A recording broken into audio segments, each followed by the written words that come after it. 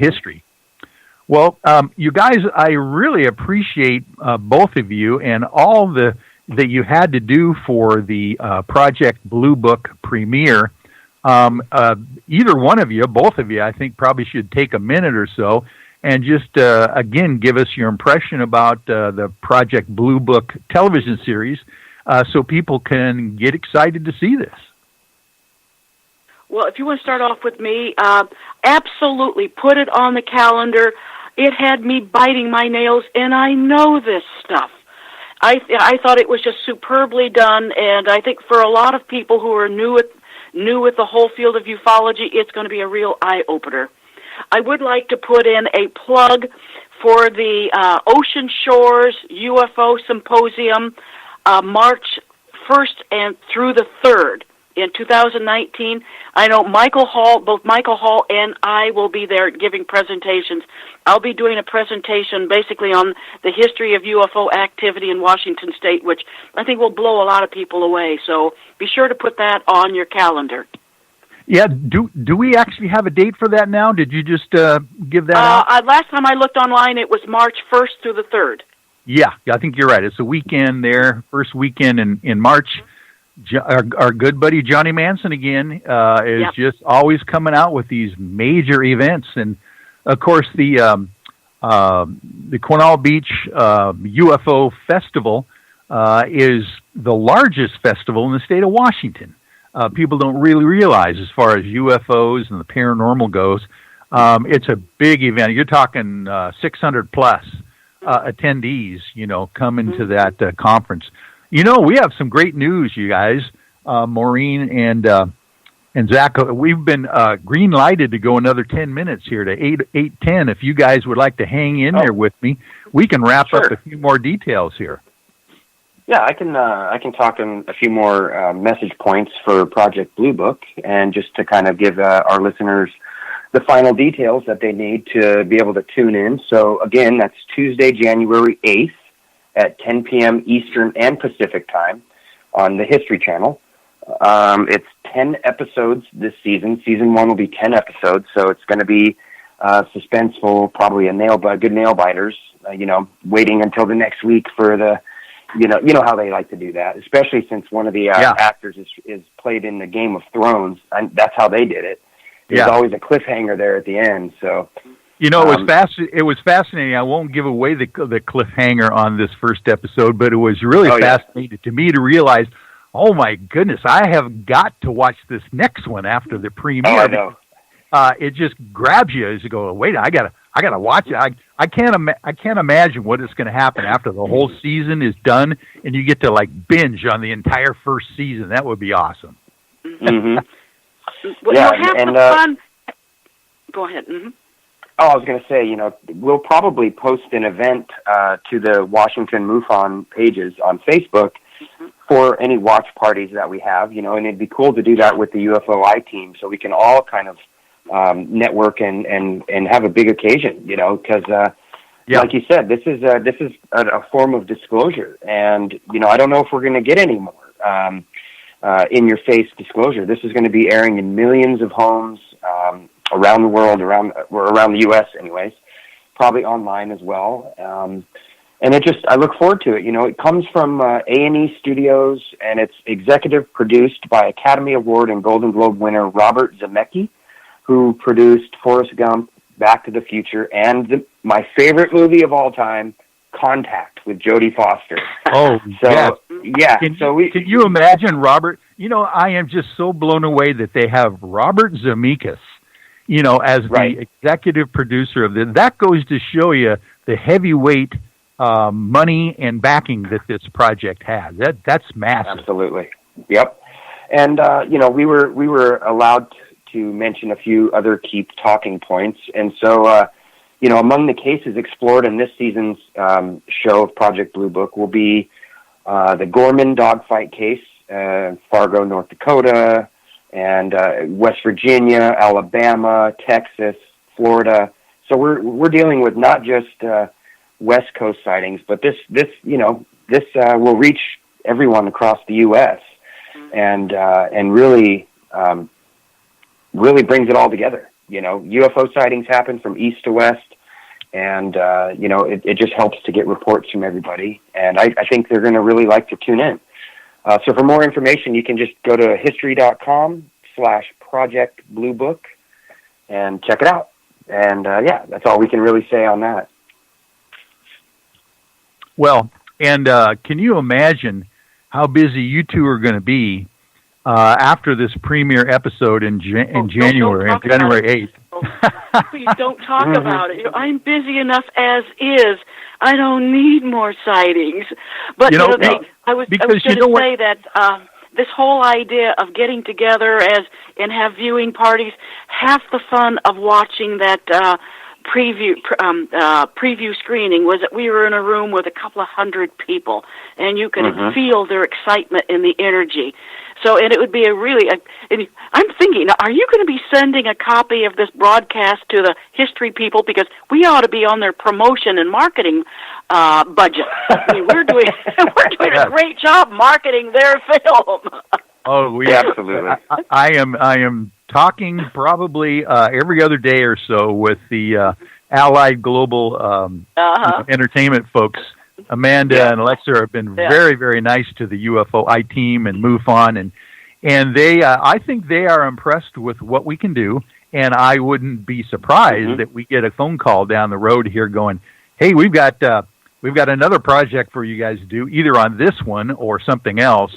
I would imagine that if this season goes the way we think it's going to go with Project Blue Book, that they will, again, ramp up even more for the successive seasons with more budgets and more details into the stories about this. And I think you're right, is that if people get together and watch this together and or discuss it, on social media or whatever, it's a lot of fun to debrief afterwards with your colleagues at work, with your friends and family, about, this whole era, 1952 to 1969, was the greatest generation, they call them, before the millennials, before, the young people came along. Even I have to, argue with that. No, go ahead. Right, but even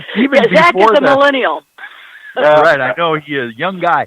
But even before the baby boomers, which was the largest group of souls that came to this planet after World War II, was the greatest generation. And that's what these stories are all about these guys in the military and civilians, by the way, not just all military sightings, who saw these strange things we know that they've been around for eons, but I think the big push started in the 40s, and definitely after the dropping of the atomic bombs, things just started happening immediately around the country, and people were, back then, seeing something so new and so shocking that it's just now coming out about how they were able to deal with what they saw. Well said. Yeah, it's very interesting times we live in, and I just look forward to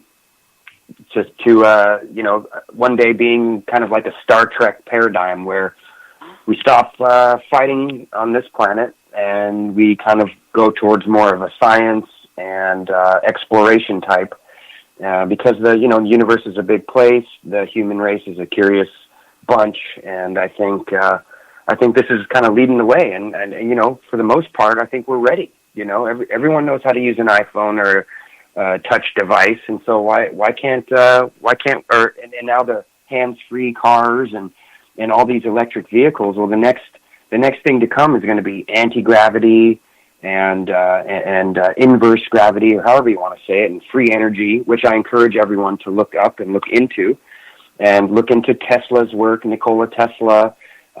This is one more thing. Every paradigm has changed from steam-powered to fossil fuels to, now battery and electric. But why are we still using fossil fuels when there's other things out there, there's other technologies out there? And so I think it's related hand in hand, because the technology that powers these advanced crafts and the fact that we're dependent on coal and fossil fuels right now, I think they're tied together, because when one comes out as being true and real, UFOs and these craft, then it kind of leads to advanced propulsion methods and other science and technologies, which is probably kept pretty secret right now, considering the state of affairs that our country's in politically. So I don't know. We're on an event horizon here, and tune into the UFOI team and MUFON Washington to be at the forefront right there with us. Yes, I tell you what. It is one of those kind of things where I'll often think about this myself, and I kind of pat myself in the back. I'm going, thank God I decided I wanted to be born in 1952 to be alive. If I had anything to say about it, if we get to pick our contract or something when we were born, because just think of how long hominids have been on the planet. How many times people have wondered whether we're alone on the planet and the universe and all that stuff. And now we are just on the cusp of probably a disclosure of some kind within a very short period of time that's going to answer that question, and probably in the positive that we are not alone. Matter of fact, I remember this. In the premiere of Project Blue Book, this isn't a spoiler. It was just a really kind of cool line that Dr. Hynek said, because he was talking to one of the military guys, about the whole idea of life on other planets. And he said, the probability of us being the only life in the universe is 0. I thought that was a great line. Definitely. Coming from an astrophysicist's mouth, so... Yeah. Yeah, definitely. Matter of fact, we've also been green-lighted now, folks, to go to 8:30. So if you have to take off, Zach, feel free to do that. And Maureen, if you do too, we can end the show. But I thought we do have some more time. If there was some other burning subjects that we hadn't talked about, we could get into them for the next 20 minutes. Well, I would just say one thing, but you might, if Zach were open to it, Zach is a certified paranormal investigator with quite an illustrious history of investigations in Hawaii, and that might be something that your listeners might be interested in hearing if he's got the time. Sure. Yeah, no, I'd love to stick around and spend 20 more minutes here. Yeah. That is a good point, because, matter of fact, let's have Zach do us a favor and explain what the heck is a certified paranormal investigator and how the heck do you get certified on that? That's wonderful. Sure, absolutely. Well, I lived on the Big Island from 2011 to 2017, and in that time period, I had multiple UFO sightings, and I heard about just the plethora of Hawaiian legends and myths and mysteries. And, being a curious guy, I kind of Googled all these things and looked it up and checked out books from the library and did what I could, and noticed that there was no active group that was exploring these mysteries together, and it's been popularized on television, the paranormal and the ghost hunting and stuff like that. And but nobody in Hawaii with a culture so rich and steeped in mystery. And I started a research team and put a website out there, kahunaresearchgroup.org, and it's basically we're Hawaii's premier paranormal investigators that look into these type of mysteries. We're open to exploring them and listening to people's stories. And 2 or 3 weeks after we started, I was approached by producers for the Travel Channel show Legends of Hawaii, and they were interested in us exploring for Madame Pele, which is one of Hawaii's biggest legends. The legend of the fire goddess Madame Pele, and she lives there right on the Big Island, and so it was an honor to look into that story and to be a part of that. And ever since then, it's been life-changing, getting involved with the paranormal.